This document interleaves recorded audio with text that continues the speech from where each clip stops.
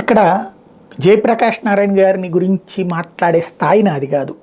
ఒక ఐఏఎస్, ఒక మేధావి. కాకపోతే ఒక లాజికల్ మిస్సింగ్ పాయింట్ ఒక్కటే నాకు డౌట్ వచ్చింది. ఆయన మాట్లాడినటువంటి మాట ఏంటంటే, అన్నింటికన్నా ఆర్థిక భవిష్యత్తు ఎంతో ముఖ్యం. 5 ఏళ్లుగా ఏపీ చాలా కోల్పోయింది. విస్తారమైన తీర ప్రాంతం, వృత్తి నైపుణ్యం ఉన్న రాష్ట్రం ఇది. అయినప్పటికీ నిద్రాణం అయిపోయింది. 2019కు ముందు పోలవరం నిర్మాణం వేగంగా జరిగింది, ఇప్పుడు ఆగిపోయింది. రాష్ట్రానికి అమరావతి వంటి పెద్ద గ్రీన్ఫీల్డ్ సిటీ కావాలి. చంద్రబాబు హయాంలో హైదరాబాద్లో హైటెక్ సిటీ నిర్మించుకున్నాం.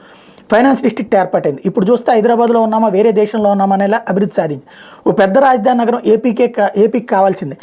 అమరావతిని అద్భుతంగా నిర్మించుకోవాలి, లేకపోతే అంతర్జాతీయ నైపుణ్యం ఉన్నవారు ఇక్కడికి రారు. దీంతోపాటు 100 చిన్న పట్టణాలను సకల సౌకర్యాలతో అభివృద్ధి చేయాలి. రాష్ట్రంలో చట్టబద్ధ పాలన ఉండాలి. ఇందుకు కొన్ని కనీస ప్రమాణాలను నెలకొల్పుకోవాలి. ఇక్కడే అసలు పాయింట్ ఏంటంటే, హైదరాబాద్ అన్నటువంటిది చంద్రబాబు గారే తయారు చేశారు అన్నటువంటిది వాళ్ళు ఎట్లాంటి నేరేషనో ఈయన కూడా అదే చేస్తారు. బాగుంది. కాకపోతే ఆ రోజు నుండి ఈ రోజు వరకు తెలుగుదేశం పార్టీ గెలవలేదే. అదే తెలంగాణలో ఆ రోజు నుండి 2004కి ముందు కదా హైటెక్ సిటీ అన్నటువంటిది శంకుస్థాపన 99 ముందు జరిగింది. 2004కి ఆ భవనం పూర్తయింది, సైబర్ టవర్స్. మిగతాదంతా ఆ తర్వాత రాజశేఖర రెడ్డి, కిరణ్ కుమార్ రెడ్డి, రోసయ్య ఎవరున్నా కథ నడుస్తూనే వచ్చింది. అయితే హైదరాబాదులోనే డెవలప్ చేయగలిగారు కానీ ఆదిలాబాద్లో చేయలే, వరంగల్లో చేయలే, మహబూబ్ నగర్లో చేయలే, మహబూబాబాద్ చేయలే.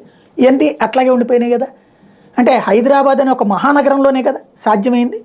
మరి అది కొత్త నగరపు సృష్టి కాదే. ఇప్పుడు ఇక్కడ అమరావతి అనే ఒక కొత్త నగరపు సృష్టి ఎలా సాధ్యమని నమ్ముతున్నారు ఆయన? విశాఖపట్నం అన్నటువంటి దాంట్లో ఈ మాట అంటే కరెక్ట్.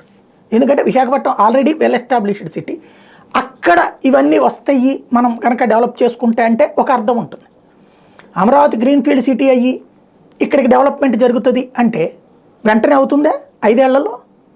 నమ్ముతున్నారా జయప్రకాష్ నారాయణ గారు? మరి అంతటి మేధావి కాబట్టి ఆయన నమ్ముతున్నారంటే మనం కూడా నమ్మాలి.